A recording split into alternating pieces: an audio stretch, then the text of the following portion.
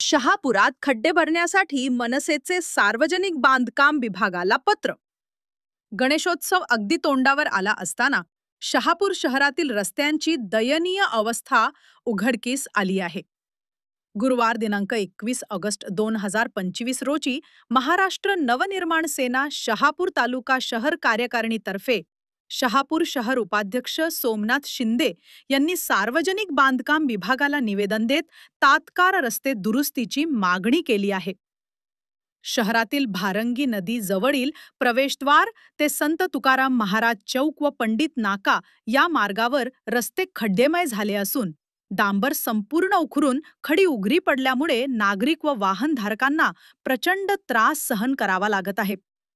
ठिकठिकाणी खड्ड्यांमुळे अपघात होण्याची शक्यता वाढली असल्याने मनसेने त्वरित खड्डे बुजवण्याची मागणी केली आहे.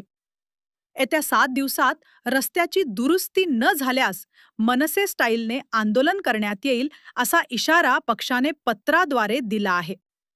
यावेळी मनसेचे जिल्हा सचिव राकेश वारघडे, उपजिल्हाध्यक्ष दिलीप भोपतराव, महिला सेना जिल्हा अध्यक्ष सासेताई, जिल्हा सचिव सुजाता केदारे, तालुका अध्यक्ष सविता गोणे, शहर अध्यक्ष विनोद पाठारी, उपशहर अध्यक्ष किशोर गारुडकर आणि सौ कोमल गारुडकर उपस्थित होते.